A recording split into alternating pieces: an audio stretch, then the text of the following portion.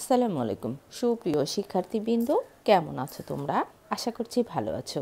আমি কথা বলছি বিএসএস অনার্স প্রথম বর্ষ অর্থনীতি বিভাগের শিক্ষার্থীদের সাথে।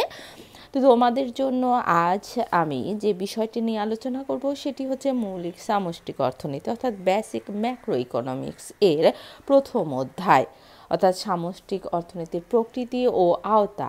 এই অধ্যায়ের সমগুলো গুরুত্বপূর্ণ প্রশ্ন নিয়ে আমি আলোচনা করব।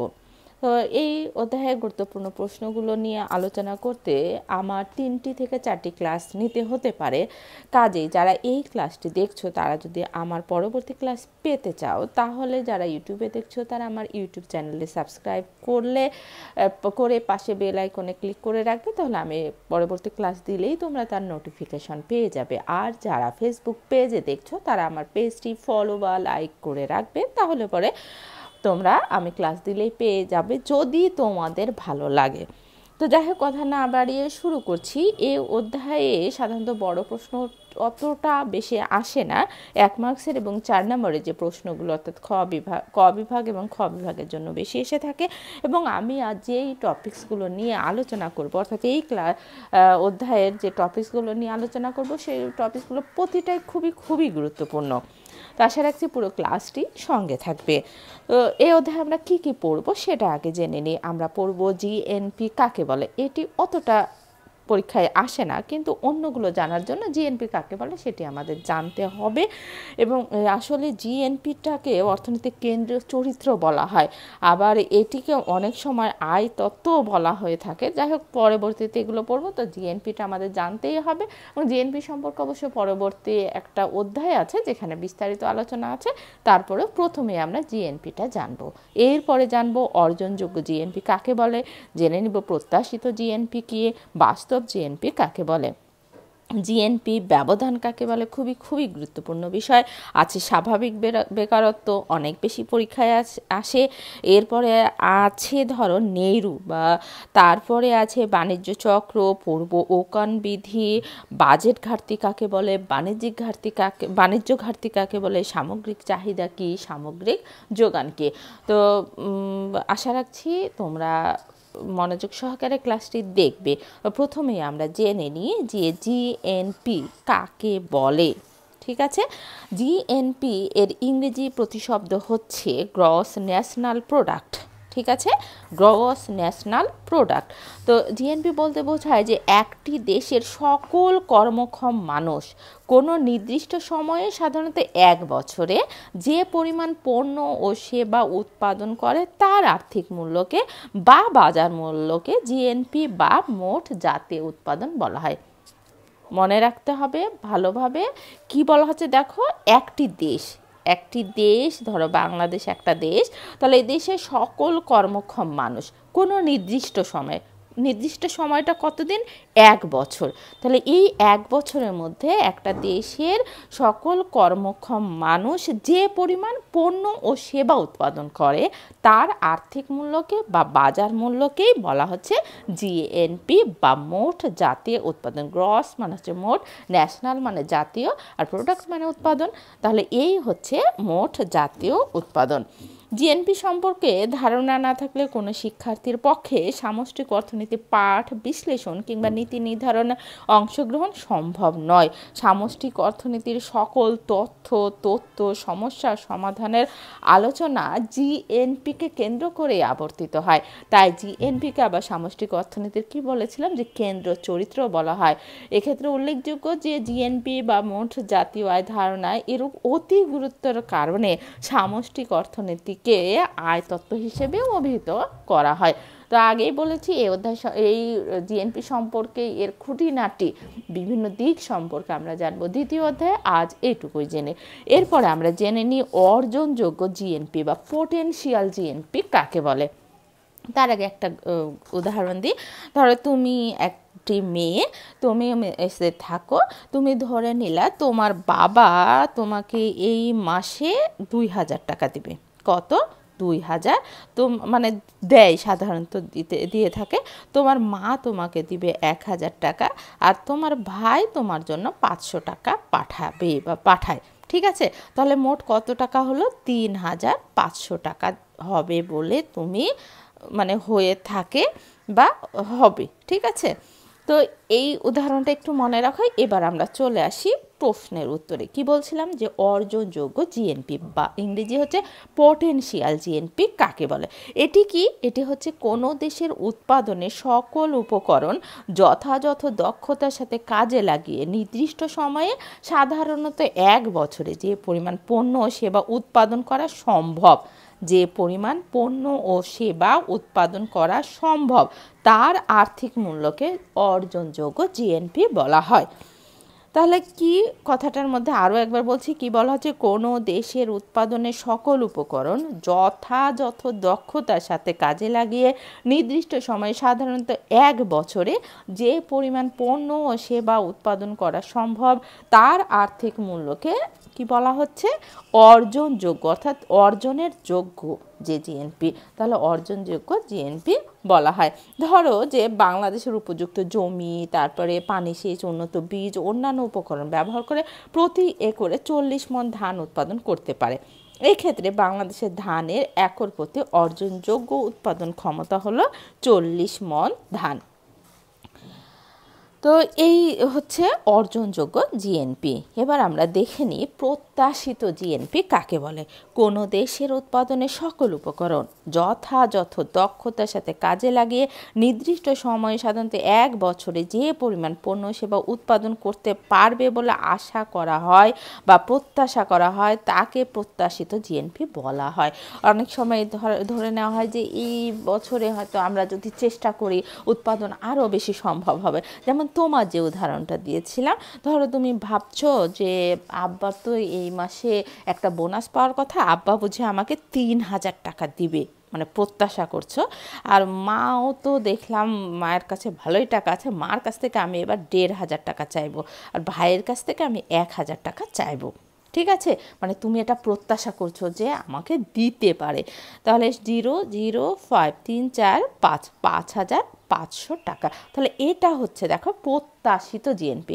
একটা দেশের সরকার বা একটা দেশের যেই নীতি নির্ধারকরা থাকে তারা অনেক সময় প্রত্যাশা করে থাকে যেটা অর্জনযোগ্য, মানে এই পর্যন্ত ক্ষমতা আছে, কিন্তু প্রত্যাশা করে যে না আমরা এইভাবে করব তাহলে আরও বেশি উৎপাদন করা সম্ভব। এটি হচ্ছে প্রত্যাশিত জিএনপি। তো অনেক সময় যে একটা দেশের ক্ষেত্রে অর্জনযোগ্য জিএনপি এবং প্রত্যাশিত জিএনপি সমান হতেও পারে, আবার কখনো অর্জনযোগ্য চাইতে প্রত্যাশাটা একটু বেশিও হতে পারে। এই হচ্ছে প্রত্যাশিত জিএনপি। তাহলে এরপরে আমরা জেনে নিব কোনটা বাস্তব জিএনপি কাকে বলে। এবার আসো বাস্তবতা। স্বপ্ন তো অনেক দেখা যায়, কিন্তু বাস্তবে কি পুরোটাই সফল হয় না, আবার অনেক সময় হতেও পারে। যাই হোক, তাহলে আমরা এবার দেখে নিই বাস্তব জিএনপি কাকে বলে।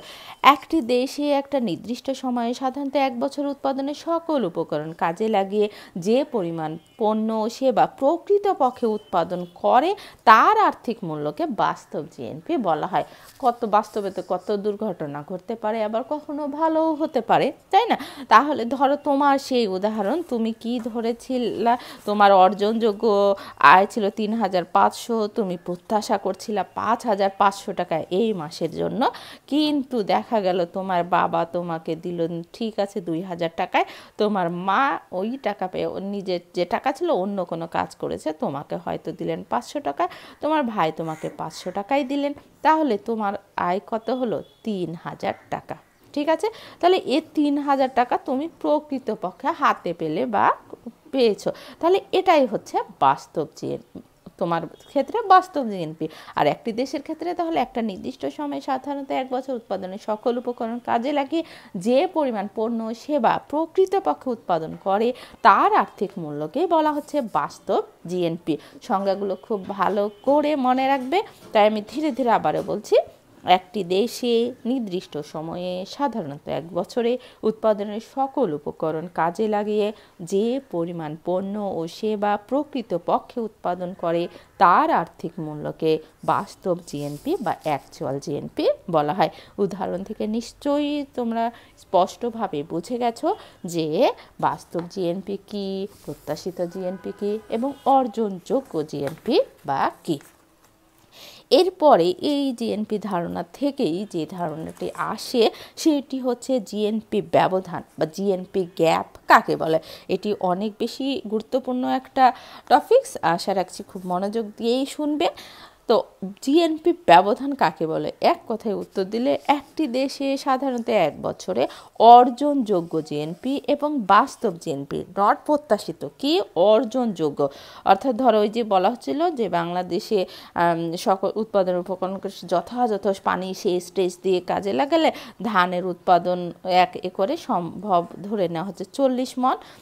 হ্যাঁ, কিন্তু বাস্তব ধরা হলো 30 মণ, তাহলে জিএনপির গ্যাপ কত হলো? 40 বিয়োগ 30 সমান 10। ঠিক আছে। আর তোমার যে উদাহরণ ছিল সেখানে তুমি অর্জনযোগ্য ধরেছিলে 3,500 টাকা, আর বাস্তবে তুমি পেলে 3,000 টাকা, তাহলে তোমার ক্ষেত্রে জিএনপি গ্যাপ হলো কত? 500 টাকা। তো যাই হোক, এগুলো তো এমনি উদাহরণ গেল। আমরা জিএনপি গ্যাপে তাহলে কি বলছি, যে একটি দেশে সাধারণত এক বছরে অর্জনযোগ্য জিএনপি এবং বাস্তব জিএনপির মধ্যে অসমতা দেখা দিলে যে ব্যবধান তৈরি হয় তাকে জিএনপি ব্যবধান বলে। এখন প্রশ্ন করতে পারো, ম্যাডাম সব সময় কি আমাদের অর্জনযোগ্য জিএনপি মানে বেশি হয় আর বাস্তব জিএনপি কি কম হয়? কখনোই না। যদি কোনো প্রাকৃতিক দুর্যোগ হয় বা অন্য কোনো কারণে কখনো অর্জনযোগ্য জিএনপি চাইতে বাস্তব জিএনপি কম হতে পারে। আবার অনেক সময় অনুকূল আবহাওয়ার কারণে এবং ভালো সার সেচ ব্যবহারের কারণে দেখা যাচ্ছে অর্জনযোগ্য জিএনপিটা বাস্তব জিএনপির চাইতে মানে বাস্তব জিএনপিটাই অর্জনযোগ্য জিএনপির চাইতেও বেশিও হতে পারে। ঠিক আছে। জিএনপি গ্যাপ তাহলে কয় রকমের হচ্ছে? যখন অর্জনযোগ্য জিএনপি এবং বাস্তব জিএনপি হচ্ছে সমান হয়। একটা অর্জনযোগ্য ইকুয়াল টু কি হবে? বাস্তব জিএনপি। ঠিক আছে। আবার কখনো কি হতে পারে? অর্জনযোগ্য জিএনপি এটি বেশি হতে পারে কিসের চাইতে? অর্জনযোগ্য জিএনপিটা কি হতে পারে? বাস্তব জিএনপির চাইতে বেশি হতে পারে। আবার কখনো অর্জনযোগ্য জিএনপিটা কম হবে কার চাইতে? বাস্তব জিএনপির চাইতে। ঠিক আছে। তাহলে যখন অর্জনযোগ্য জিএনপি এবং বাস্তব জিএনপি সমান হবে তখন জিএনপি ব্যবধান কত হবে? অর্থাৎ বিয়োগ করলে তো 0 হবে। আর অর্জনযোগ্য জিএনপি থেকে বাস্তব জিএনপি কম হলে কিংবা বেশি হলে উভয় ক্ষেত্রে কি হচ্ছে? জিএনপি ব্যবধান দেখা দেয়। তবে অর্জনযোগ্য জিএনপি থেকে বাস্তব জিএনপি কম হওয়াটা অর্থনীতিতে বড় সমস্যা হিসেবে বিবেচিত হয় এবং রাষ্ট্রের বা সরকারের নীতি নির্ধারকদের নিকট এই সমস্যা অধিকতর গুরুত্ব পেয়ে থাকে। কারণে অর্থনীতিতে অবকাঠামোগত দুর্বলতা এবং প্রতিকূল পরিবেশ, প্রাপ্ত সম্পদ উপকরণের কাম্য ব্যবহার নিশ্চিত করা না গেলে অর্জনযোগ্য জিএনপি থেকে বাস্তব জিএনপি কম হয়। আবার কোনো কারণে অর্থনীতিতে অতি বিনিয়োগ পরিবেশ তৈরি হলে মুনাফার প্রত্যাশা বৃদ্ধি পেলে বিনিয়োগকারীগণ অধিক বিনিয়োগে উৎসাহিত হয়। এই অবস্থায় অর্জনযোগ্য জিএনপি থেকে বাস্তব জিএনপিটা বেশি হয়ে পড়ে। এই উভয় ক্ষেত্রে জিএনপি ব্যবধানটা দেখা দেয়। তো আমরা এবার আরও একটু বলি। ধরো যে যখন অর্জনযোগ্য জিএনপি থেকে বাস্তব জিএনপি কম হয় তখন অর্থনীতিতে মন্দা অবস্থা এবং বেকারত্ব দেখা দেয়। যেমন আবার যদি কি হয়, অর্জনযোগ্য জিএনপি থেকে বাস্তব জিএনপি বেশি হয় তাহলে অর্থনীতিতে মুদ্রাস্ফীতি দেখা দেয়। তাহলে যখন অর্জনযোগ্যটা বেশি বাস্তব কম তখন কি হবে? অর্থনীতিতে মন্দা অবস্থা দেখা দেয়। আর যখন অর্জনযোগ্যর চাইতে বাস্তবটা বেশি হয় তখন অর্থনীতিতে কি হয়? মুদ্রাস্ফীতি দেখা দেয়। মন্দা অবস্থা হলে অর্থনীতিতে অনেক সময় মুদ্রা সংকোচন হয়, বেকারত্বেরও সৃষ্টি হয়। তাহলে যখন জিএনপি গ্যাপ অর্থাৎ অর্জনযোগ্যটা বেশি বাস্তব কম তখন কি হতে পারে? মন্দা অবস্থা হতে পারে, বেকারত্ব বেশি হয়, আর কি হয়? মুদ্রা সংকোচন অর্থাৎ দ্রব্যের দাম হ্রাস পায়। ঠিক আছে। আর যখন অর্জনযোগ্যটা কম আর বাস্তবটা বেশি তখন অর্থনীতিতে মন্দা অবস্থা দেখা দেয়। তো এই বিষয়টি চিত্রের সাহায্যেও ব্যাখ্যা করা যায়। চিত্রে আমরা দেখি, ধরো এই যে চিত্র এখানে দেখো, এখানে ভূমি অক্ষে সময় বা বছর দেখানো হয়েছে এবং লম্ব অক্ষে অর্জনযোগ্য জিএনপি, বাস্তব জিএনপি এবং জিএনপি গ্যাপটা দেখানো হয়েছে। এখন আমরা এই যে রেখাটা অঙ্কন করে রেখেছি এটি একটা ট্রেন্ড আছে, একটা তো ধারা, এটি হচ্ছে অর্জনযোগ্য জিএনপি রেখা, অর্থাৎ পোটেনশিয়াল জিএনপি কার্ভ। তো পোটেনশিয়াল কি ধরানো হয়, যে গত বছরের চাইতে তার পরের বছর বেশি হবে, তার পরের বছর বেশি হবে, এই কারণে পিপি রেখাটা বাম দিক থেকে ডান দিকে ঊর্ধ্বগামী হয়। আর প্রকৃতপক্ষে কি কখনো কমও হতে পারে, কখনো বেশি হতে পারে। এই ধরো একটা অবস্থা, আবার ধরো কম হচ্ছে, আবার কখনো কম হয়ে কি হচ্ছে, বেশি হচ্ছে। ঠিক আছে, এটা হচ্ছে অ্যাকচুয়াল জিএনপি কার্ভ। তো এই জায়গায় ধরো এই বিন্দুটার নাম আমি দিচ্ছি এ বিন্দু, এই বিন্দুটার নাম দিলাম বি বিন্দু, এইখানে আমি একটা বিন্দু পেয়েছি কার্ভ। তো এই যে এই বিন্দুতে দেখো, এই বিন্দুতে কি হচ্ছে, অর্জনযোগ্য যতটুকু বাস্তব জিএনপিও ঠিক ততটুকু। ঠিক আছে, এই ধরো এটা 2008 সাল, এইখানে কি হচ্ছে, এইটুকু হচ্ছে অর্জনযোগ্য জিএনপি এবং এইটুকুই হচ্ছে বাস্তব জিএনপি। কাজেই এক্ষেত্রে তোমার জিএনপি গ্যাপ কি হচ্ছে, জিএনপি গ্যাপ হলো 0। ঠিক আছে, অর্থাৎ জিএনপি ব্যবধান নাই।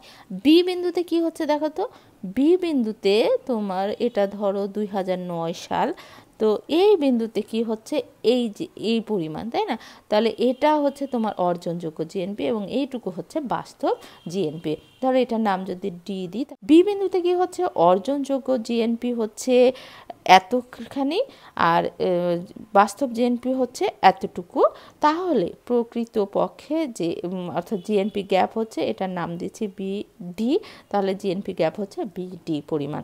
তো যখন অর্জনযোগ্য জিএনপিটা বাস্তব জিএনপি চাইতে বেশি হয়, তখন অর্থনীতিতে কি থাকবে, মন্দা অবস্থা থাকবে। ঠিক আছে, আর যখন উভয় সমান থাকবে, তখন অর্থনীতিতে কি হবে, স্থিতিশীলতা বিরাজ করবে। ঠিক আছে, আর যদি অ্যাকচুয়াল জিএনপিটাই বা অর্জনযোগ্য জিএনপির চাইতে বেশি হয়, ধরো 2010 সাল, তাহলে অ্যাকচুয়াল জিএনপিটাই বেশি আর অর্জনযোগ্য জিএনপিটা কম। তাহলে এই অবস্থায় অর্থনীতিতে কী হবে, উচ্চ হারে মুদ্রাস্ফীতি থাকবে এবং এটাও জিএনপি গ্যাপ থাকবে, উচ্চ হারে মুদ্রাস্ফীতি। ঠিক আছে, এবং কি আছে, জিএনপি গ্যাপ আছে। তো এই হচ্ছে আজকের আলোচনা। আমি পরবর্তী আলোচনায় এই অধ্যায়ের অন্যান্য বিষয়গুলো নিয়ে আলোচনা করব। তো আজ এখানেই রাখছি। ধন্যবাদ সবাইকে।